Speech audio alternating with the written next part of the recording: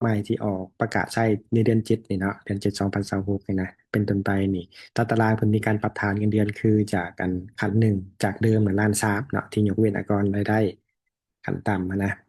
ล้านสามแต่ปัจจุบันนี่เปลี่ยนเป็น2,500,000หมายความเพิ่มขึ้นเนาะหมายความผู้ที่มีเงินเดือนต่ำกว่า2,500,000ลงไปมันยกเว้นได้เนาะจะถือคิดรายตั้งแต่2,500,000ขึ้นเมื่อจริงตามมาคำนวณส่วนฐานอื่นๆนี่มันบ่ได้เปลี่ยนแปลงเด้อหมายความเป็นอัตรากับปกติมีแต่ฐานขันที่หนึ่งนี่มีการเปลี่ยนแปลงที่ว่ายกเว้นเนาะ เพิ่มอัตรายกเว้นจาก1,300,000เป็น1,500,000ชั้น2,500,000เนาะชั้นมาเบิ่งเนาะมาเบิ่งวิธีการคำนวณสมมุติเด้อหมายความสมมุตินี้เงินเดือนพื้นฐานเฮานี่แม่น5,000,000มีโอทีอยู่1,500,000รวมเป็นเงินทั้งหมดนี่6,500,000ในเดือนนี้เฮาจะเสียคิดอากรเท่าใดเนาะหรือคิดรายอากรได้เท่าใดชั้นมาเบิ่งเนาะ6,500,000ตกขันใดวิธีสังเกตให้มาเบิ่งขันนี้1,600,000นี่6,500,000จะให้กว่าจะนอนอยู่ในขันที่2คือสูงกว่า2,500,000แต่บ่เกิน5,000,000เป็นขันที่2เนาะแต่ตัวนี้มัน ปกตินี่เงินเดือนทุนฐานเรามันอยู่นี่แต่ว่าตอนนี้เนี่ยเป็นเงินเดือนทั้งหมดเนาะบวกวิธีของเราเป็น6,500,000หมายความว่าเกินแล้วขันสองนี่นะมาอยู่ขันที่3หมายความว่าเกิน5,000,000แต่บวกเกิน15,000,000เนาะเงินเดือนทั้งหมดที่เราได้นี่โอเคฉะนั้นแหละครับมาคำนวณคือว่าเราจะอยู่ของขันที่3เนาะขันที่สามถ้าขันที่1นี่เราเกินเนาะขันที่1ก็หมายความว่าอย่างศูนย์นะบ่ได้คำนวณนี่ศูนย์ขันที่2หมายความว่าแต่5,000,0002,000,000ตกเป็นเงินอยู่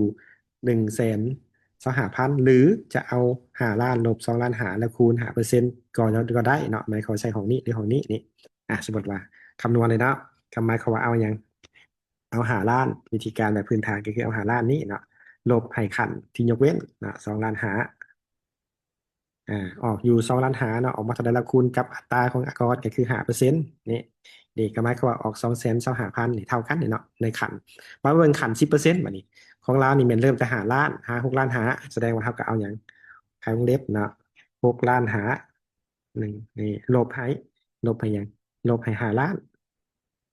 เนี่ยแสดงว่าเหลือเงินนะในขันมีอยู่1,500,000นี่1,500,000เอา1,500,000นี่คูณกับอัตราที่เกี่ยวของ10%นะ10%เลยก็จะออกเป็นเงินตื่มที่อยู่150,000เส้นรวมเนาะเงินทั้งหมดนี่ก็คืออย่างซ้ำมันได้มาจะแสดงว่าถ้าเราได้เงินเดือน6,500,000จะเสียอากรอยู่275,000ฉะนั้นเงินเดือนเหลือตัวจริงเนาะหลังหักอากรกันเป็นเอาตัวนี้นะ6,500,000ลบให้275,000ก็จะเหลือเงินอยู่